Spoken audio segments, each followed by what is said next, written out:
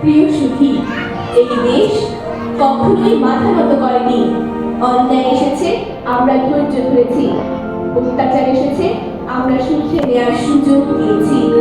স্বাধীনতা, গণতন্ত্র, মুক্ত চিন্তার জন্য লড়াই করেছি বীরত্বের সাথে। হাজার বছরের এই লড়াইয়ে আমাদের আছে বীরত্বপূর্ণ ঐতিহ্য, আছে হাজার বছরের সাহিত্য সংস্কৃতি, সমৃদ্ধ চেতনা, আর আছে মুক্তিযুদ্ধ। এই মুক্তিযুদ্ধের একটি ছোট ঘটনা আপনাদের সামনে উপস্থাপন করছি। পরিবেশন করছি এই মুক্তিযুদ্ধের ঘটনার শ্রুতি নাটক বাদুড়েরা ফিরে আসে। বাদুড়েরা ফিরে আসে। রচনা সাইফুল আলম নান্টু, প্রযোজনা চন্দ্রবিন্দু শিশু মনন বিকাশ কেন্দ্র। সুধী মণ্ডলী, আমরা নতুন প্রজন্ম। আমরা সন্ত্রাস করি না, সন্ত্রাসী নই। আমরা মাদকাসক্ত নই। আমরা ইফতেজিং করি না। আমাদের আছে সংগ্রামের দীর্ঘ ইতিহাস। আমাদের আছে বীরত্বপূর্ণ ঐতিহ্য।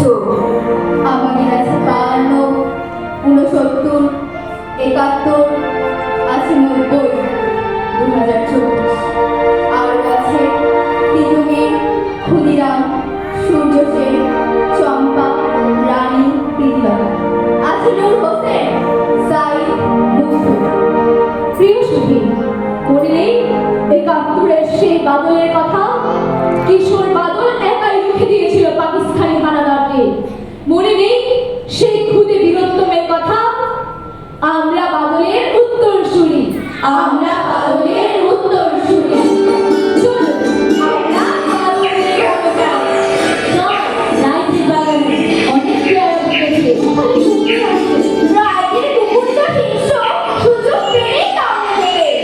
তোরা এত ডরপো? সামান্য কুকুরের ভয়ে এমন রাস্তাঘাট পেয়ারাগুলি আগুন বাদলে খাবে? শোন, কুকুর তারা বলছিস আমার কাছে আছে, তোরা শুধু সঙ্গে থাকিস। আচ্ছা ঠিক আছে, এত করে যখন বলছি। আর মাঝরাতে থেকে এই শব্দটা শুনে ও তো বড় লজ্জা, সুযোগ পেলেই লাঠি নিয়ে তেড়ে আসে।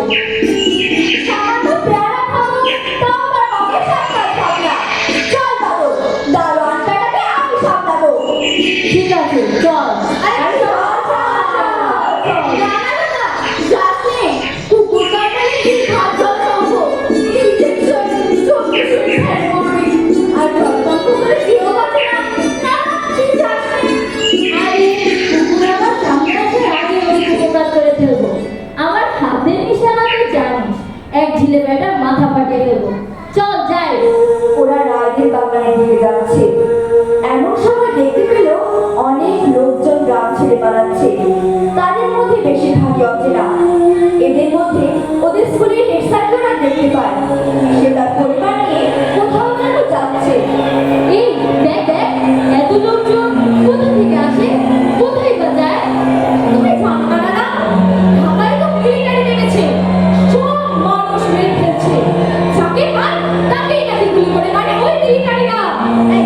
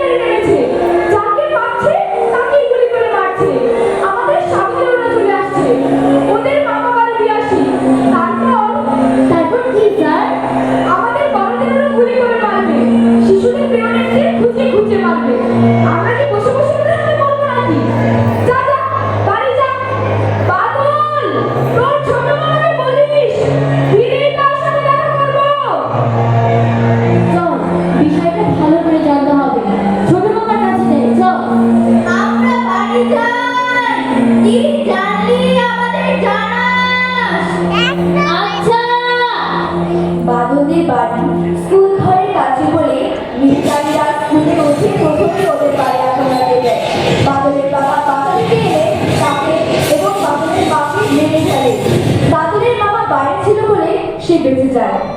মিলিটারি তাদের বাড়ি ছেড়ে চলে গেলে বাদল, সোনাই এবং বাদলের বাবা বাড়িতে ঢুকে বাদলের বাবা মায়ের লাশ উঠোনে পড়ে থাকতে দেখে। রাত হলে তারা বাদলের মা বাবা সহ গ্রামের আরো অনেককে গ্রামের কবরস্থানে কবর দিয়ে তারা তাদের গ্রাম ছেড়ে পাশের গ্রামে চলে যায়। বাদলের বাবা বাদল এবং সোনাইকে তাদের বাড়ি তার মায়ের কাছে রেখে চলে যায় মুক্তিযুদ্ধে। কয়েকদিন পর বাদল পালায় নানা বাড়ি থেকে। বাদল ও রতনগুলি চলে আসে ভারতের মুক্তিযোদ্ধাদের ট্রেনিং ক্যাম্পে। এদিকে মুক্তিযোদ্ধাদের ট্রেনিং ক্যাম্পে কমান্ডার কথা বলছেন আর মুক্তিযোদ্ধারা শুনছেন। একদিন তোমরা অনেক ভালো পারদর্শিতা দেখিয়েছো। আমি বিশ্বাস করি আজকে গ্রেনেড প্রশিক্ষণেও তোমরা ভালো করবে। আর যারা ছোট আছো তোমাদেরকে আমরা নানা করে পাঠাতে চাই না, কিন্তু তোমাদের পিড়াপিড়িতে বাধ্য হয়ে আমরা তোমাদেরকে দলের সাথে ফ্রন্ট লাইনে পাঠাবো। তবে তোমরা শুধু ওয়াচম্যান হিসেবেই কাজ করবে, এর বেশি কিছু না। তোমরা মনে রাখবে ওয়াচম্যান হচ্ছে একটি অপারেশনের মূল খুঁটি। তার অপারেশনের উপর নির্ভর করে কমান্ডার অপারেশনে প্ল্যান তৈরি করবে। অতএব তোমরা ছোট হলেও তোমাদের কাজ সবচেয়ে বড়। আজকে ব্রিফ এ পর্যন্ত। চলো ট্রেনিং পয়েন্টে। সবাই ট্রেনিং এর স্থানে গিয়ে ট্রেনিং শুরু করে। ট্রেনিং পয়েন্টে মুক্তিযোদ্ধারা গ্রেনেড ছোড়ার প্রশিক্ষণ নিচ্ছে, কিন্তু কেউই আশানুরূপ সাফল্য দেখাতে পারছে না। সঠিক পয়েন্টে গ্রেনেড ফেলতে পারছে না। বাদল হাবিলদারের পাশে দাঁড়িয়ে দেখছিল আর উসখুস করছিল। তার উসখুস দেখে কমান্ডার বাদলকে জিজ্ঞেস করলো, কি রে বাদল, এমন করছিস কেন? কি হয়েছে? দেখছেন না স্যার, কেউই ঠিক মতো গ্রেনেড ছুটতে পারছে না। ঠিক মতো গ্রেনেড ছুটতে না পারলে তো শুধু সুযোগ পেয়ে যাবে, আর শুধু সুযোগ পাওয়া মানে তো মৃত্যু। ঠিক বলেছিস। তবে গ্রেনেড সাধারণ ব্যাপার নয়, অনেক সাহস লাগে, আর সবগুলো ঠিক জায়গায় ফেলাও যায় না। আমি হলে পারতাম স্যার। বলিস কি, এত বিশ্বাস? জি। তাহলে তো পরীক্ষা নিতে হয়। হাবিলদার, জি স্যার। ওকে একটা গ্রেনেড দিন আর টার্গেট পয়েন্ট দেখিয়ে দিন। জি স্যার। এই ছেলে, অনেক সাহস না? এই নে, দেখ, গ্রেনেডের মাথার কাছে এই পিন খুলে অনেক জোরে ছুঁড়ে মারবি। খুব উঁচু নিয়ে নয়। মনে রাখবি, পিন খোলা থেকে টার্গেট পয়েন্টে ফেলা পর্যন্ত সময় পাবি মাত্র 7 সেকেন্ড। নে, শুরু কর। ভয় পাচ্ছে বলে বাদলের হাতে একটি গ্রেনেড ধরিয়ে দেয়। বাদল গ্রেনেডটা হাতে নিয়ে নেড়েছে দেখে জিনিসটা খুব সুন্দর। যুদ্ধ শেষ হলে এমন একটা গ্রেনেড সে কমান্ডারের কাছ থেকে চেয়ে নিয়ে নিজের কাছে রেখে দিবে। বাদলের ছোট বোন সোনাইয়ের কথা মনে পড়ে যায়। সে মনে মনে মত পরিবর্তন করে। এমন একটা গ্রেনেড সে সোনাইকে দেবে। হাবিলদার হাত দেয়, নে, শুরু কর। ইয়ানি! শাবাশ, শাবাশ বেটা, ঠিক টার্গেট পয়েন্টে পড়েছে। যা, তোর জায়গায় যা। হাবিলদার, জি স্যার। ওকে পুরো কোর্স মারতে দিন। Okay sir.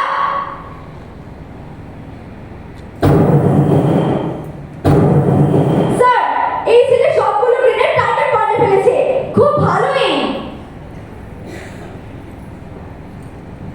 বাদল, তুমি আমাদের পরের দলের সাথে যশোর বর্ডার দিয়ে বাংলাদেশে ঢুকবে। কি জয় করতে পারবে না? নিজেদের পতাকা, নিজেদের দেশ। ইনশাআল্লাহ জয় বাংলা। ভারত থেকে ট্রেনিং শেষ করে বাদলের দল তার ছোট মামার নেতৃত্বে একটি মুক্তিযোদ্ধাদের দল নিয়ে বাংলাদেশে প্রবেশ করে এবং সফলতার সাথে গেরিলা যুদ্ধ শুরু করে।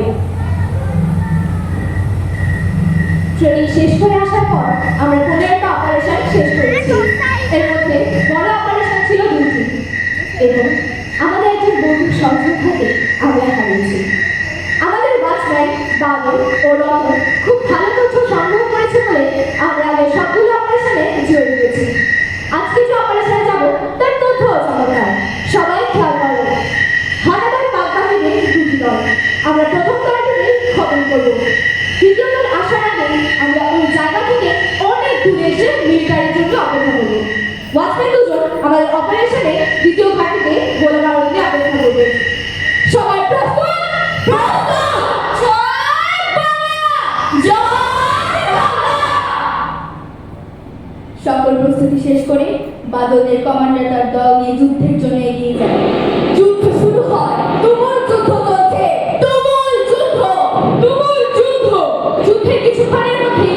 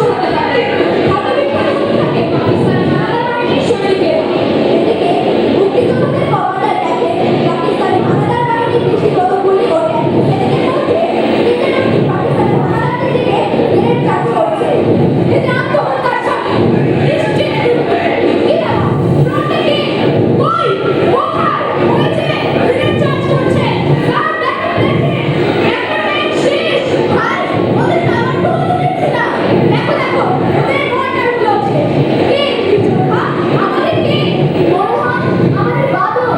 স্যার, ওদের বাসন আনতে গিয়েছিল। ওই ট্রেন কাজ করছে। আর পিছনে যাওয়া যায় না যুদ্ধ এখন আমাদের হাতে বন্ধুরা সবাই প্রস্তুত হও আক্রমণ করো এই সময় সামনে আনো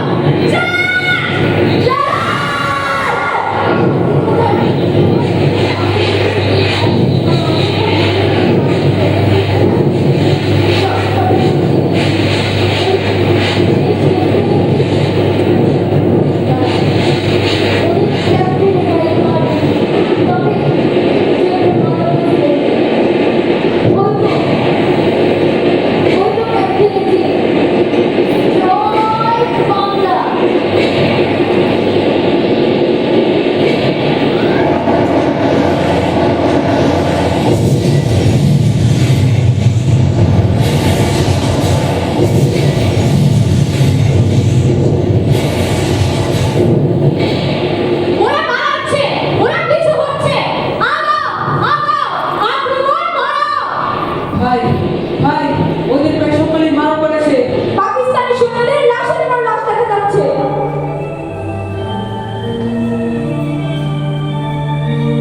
হ্যাঁ হ্যাঁ গ্রেনেড চার্জ বন্ধ হয়ে গেছে দেখো বাদল কোথায় সবাই যুদ্ধক্ষেত্রে এসে দেখে বাঘবাহিনীর গুলিতে বাদলের বুক কখন সাজা হয়ে গেছে বাদল টেরই পায় টামরিনি হরের খুঁটি সবুজ ঘাসে ফুল ভরে আছে সবুজের মধ্যে রক্ত মাখা লাল দেখতে যেন লাল সবুজের পতাকা ভাই ভাই এই যে বাদল ভাই ভাই বাদল আর নেই পাখানাদারের গলিতে কখন যে বাদলের বুক ঝাঁঝরা হয়ে গেছে বাদল টেরই পায়নি। তার মৃত শরীরটা পড়ে আছে সবুজ ঘাসের উপরে, মুখে বিজয়ের হাসি। সকল মুক্তিযোদ্ধারা কাঁদতে থাকে। কমান্ডার সকলকে সান্ত্বনা দিয়ে বলে, তোমরাও কেঁদো না দেশ মাতার এখন স্বাধীনতার জন্য রক্ত দরকার জীবন দরকার তা আমরাই দেব বাদলেরা মরে না ওরা আবার ফিরে আসবে স্বাধীন দেশে দেশ করার যোদ্ধা হয়ে কেঁদো না ও আমাদের বীর মুক্তিযোদ্ধা দাও ওর গায়ে আমাদের প্রাণের পতাকাটা পরিয়ে দাও মুক্তিযোদ্ধারা সেই বাঁধের গায়ে আমাদের লাল সবুজের পতাকা জড়িয়ে কবর দিয়েছিল হ্যাঁ, আমরা সেই বীর শহীদের সন্তান। আমরা তাদের উত্তরসূরি যুগে যুগে কালে কালে এই দেশ পাঠিকার জন্য আমরাই বাদল আমরাই নূর হোসেন আমরাই সাইদ আর মধ্য সেই সব বীর শহীদের রক্ত আমাদের ধমনীতে আমরা এখন দেশ করার লড়াইয়ে এগিয়ে যাব সততায় নিষ্ঠায় আমরা এখন দেশ করার লড়াইয়ে এগিয়ে যাব সততায় নিষ্ঠায় মহান সেই বীর শহীদদের প্রতি গভীর শ্রদ্ধা জানিয়ে শেষ করছি চন্দ্রবিন্দু শিশু মনন বিকাশ কেন্দ্রে আজকে পরিবেশনা ধন্যবাদ ধন্যবাদ